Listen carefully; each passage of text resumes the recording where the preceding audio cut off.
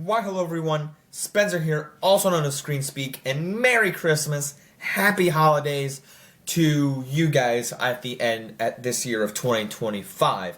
And I am discussing a new a Christmas film that is new to me called Klaus. So without further ado, let's discuss.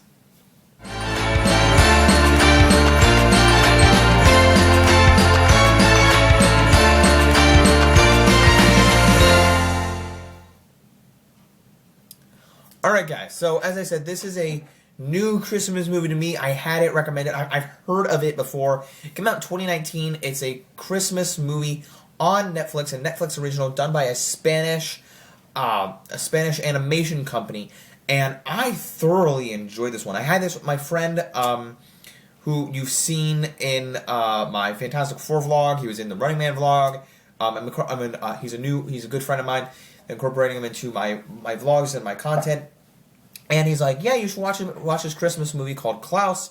And I'm like, "Yeah, it's on my list of stuff to watch." He's like, he told me it was it's in his top 5 favorite Christmas movies, and I watched it last night, and I wanted to upload this video on Christmas because I didn't have many like a new thing I was excited for.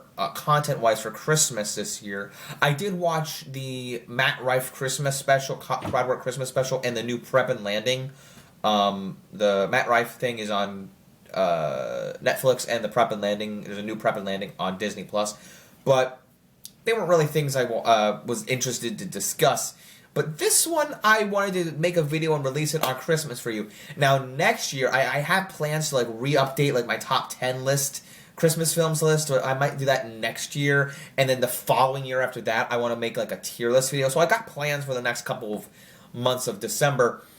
Christmas is ahead in the future years, but today, this year, I am making a review on a film that is brand new to me. So what did I think about Klaus? So I was half expecting a full Christmas stylized movie, and that's not really what you get. You know, what you get here is, like I alluded to, it's a Spanish animation company, and they more tell this story in a... By the way, before I continue with this, the voice cast with Jason Schwartzman and J.K. Simmons as Santa, if I had a nickel for every time J.K. Simmons plays Santa Claus, I'd have 2 nickels, which isn't a lot, but it's funny it's happened twice, right? And Jason Schwartzman, I just love him, his voice. He's in my 2 favorite movies of all time, that being Across the Spider-Verse is my favorite one, him as a Spot voice work, and he's in the villain in Scott Pilgrim, the main villain in Scott Pilgrim, and I love him. And he's in Wes Anderson movies I love. So having him in a Christmas movie here really sold me. And we also get Rashida Jones, who's a girl who's been in The Office and Parks and Rec, and other... Will Zazzo is another one. And I like this concept, like the letter, the postman concept, but when it was starting out, it didn't lose me, but I was like, okay, where's the Christmas charm? How does this fit in? I understand that there's snow, like this town of Snow Smearensburg. I was half expecting it to be the North Pole, but as the story progressed, I kind of didn't really care it wasn't in the North Pole. But at first I was like, all right, where's the charm? I was like, North Pole. That would give me Christmas vibes, Christmas magic, right? And it didn't do that. It kind of subverts your expectations, but it kind of threw me like, uh-oh, is this not gonna be what I think it's gonna be? But as you get the J.K. Simmons Santa Claus character, Klaus, and as you get more invested in the kids writing the letters, and how Rashida Jones' character fits into all of it, because she's a teacher. She has to teach these kids how to write, and how to speak. And then this other kid that can't that's from another dialect, how to speak. There's all these little nuggets, and again, that doesn't really have to do with Christmas, but writing the letters, and Jason Schwartzman's character Jesper is helping out this town. Now there's a feud with the town. There's a rivalry with the ancestors, and then they want to take down Jesper and Klaus, but then the kids see the sleigh go over because it collapses. They're on wheels, and then the wheels cut out. So then they have, not cut out, but are broken. And then they fly through like a magical sleigh. And the kids are like, we saw a sleigh last night. So it's all the pieces come together. And the charm by the end, there's a little feud. Like if you know like Monsters Inc., the feud that they have in Monsters Inc. are all these like animated movies, right? Toy Story and stuff like that. Lilo and Stitch or Finding Nemo. I don't Finding Nemo, but a lot of these movies they have feuds, and Klaus and Jesper have a feud because he had a wife and all this sort of stuff he's kind of angry about.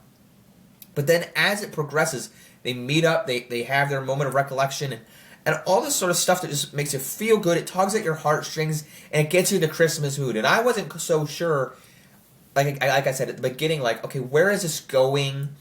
Why should I care?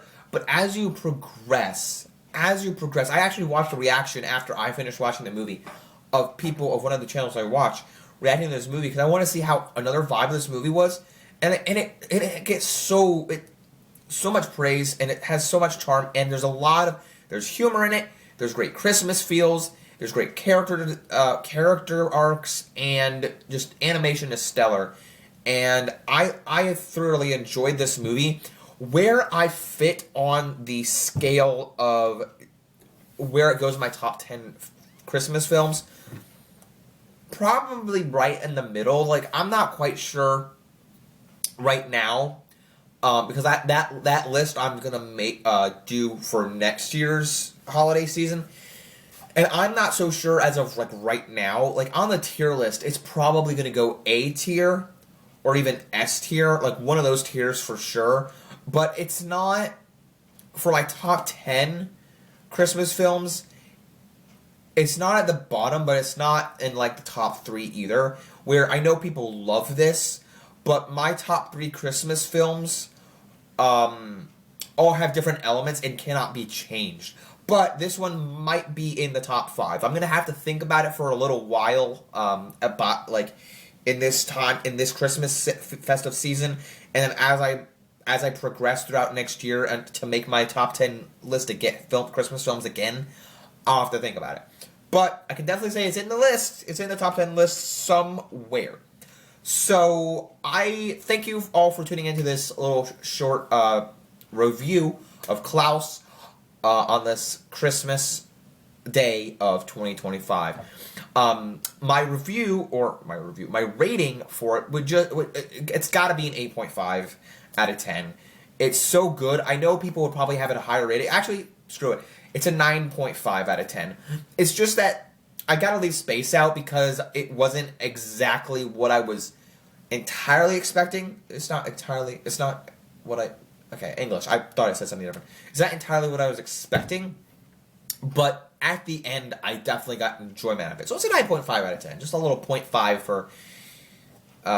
But by the end, I enjoyed it, but like at the beginning, I was like, okay, where is this going? So just a little bit of that. But it's nothing short. If it doesn't fall short, it's a great Christmas film. And it's an annual rewatch for me. You know, I rewatched Krampus this year. I'll talk about this on my tier list in like 2 years. But like, I don't know, like Krampus is like one of those like annual rewatches, but Christmas only happens once every year. It's like a season. So I enjoy Krampus, but this is a blast. It's a festive joy. It's a festive, joyous ride, and I loved it. So it's a 9.5 out of 10, and just like a 90%, a 95%, and an A+. So I definitely enjoy this one. So happy holidays, Merry Christmas, happy holidays, happy Kwanzaa, happy Hanukkah, whatever you're celebrating.